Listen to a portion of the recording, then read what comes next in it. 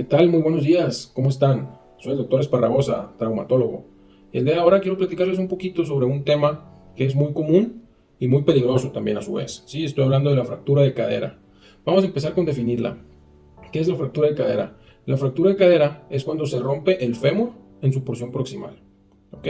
¿Cuáles son los riesgos para que un paciente pueda presentar una fractura de cadera? Número uno, edad avanzada. ¿Sí? Estos pacientes generalmente tienen osteoporosis, tienen tendencia al mareo, ya sea por cuestiones degenerativas o medicamentosas, tienen debilidad muscular importante y todo esto puede producir caídas y al mismo tiempo una fractura de cadera. El uso crónico de ciertos medicamentos, como son esteroides o los bifosfonatos.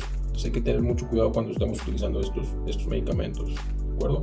¿Cuáles son los síntomas y signos de una fractura de cadera? Generalmente el paciente presenta dolor a nivel de la cadera afectada, puede ser en muslo, puede ser en la ingle. Incluso un dolor en la ingle se considera fractura de cadera hasta no demostrar lo contrario, o afectación de cadera hasta no demostrar lo contrario. ¿De acuerdo?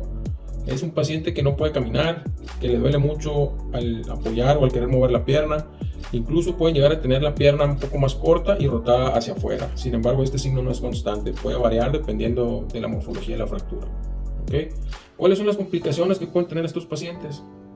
Estas son muchas y pueden llegar a poner en riesgo la vida del paciente. Por eso es bien importante siempre acudir a urgencias en caso de tener una fractura o una probable fractura de cadera.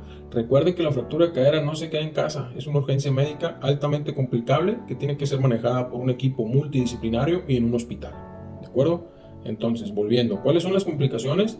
Pueden ser desde neumonías, infección de vías urinarias, escaras, debilidad muscular, trombosis, ya sea pulmonar o cerebral, entre otras. ¿De acuerdo? ¿Y qué es lo que se tiene que hacer cuando sospechamos de una fractura de cadera? Por ejemplo, estando en casa, adulto mayor, se cae, generalmente esas caídas son en el baño, ¿sí? Lo encontramos tirado, con la pierna un poquito más corta y rotada hacia afuera. En ese momento se llama a una ambulancia, el paciente se lleva a urgencias, se localiza su traumatólogo de confianza, su traumatólogo inicia el protocolo preoperatorio, porque prácticamente todas estas fracturas se tienen que operar para poder movilizar al paciente de manera temprana, que es la manera óptima de poder manejar estas fracturas. Se piden exámenes de laboratorio, se localiza un médico internista y un médico rehabilitador para que se involucren en el caso.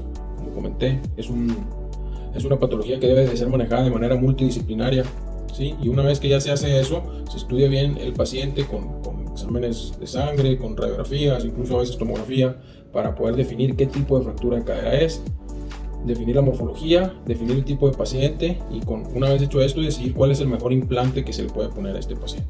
Los implantes para arreglar una fractura de cadera pueden ser desde una prótesis total de cadera, una hemiprótesis, una placa con tornillos, un clavo centromedular, y pues todo depende de lo que ya les comenté anteriormente, pero siempre con la finalidad de poderlo mover rápido, de sentarlo y de poder iniciar una rehabilitación temprana.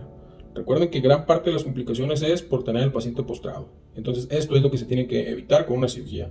Y de preferencia, una fractura de cadera se debe de resolver antes de 72 horas. ¿De acuerdo?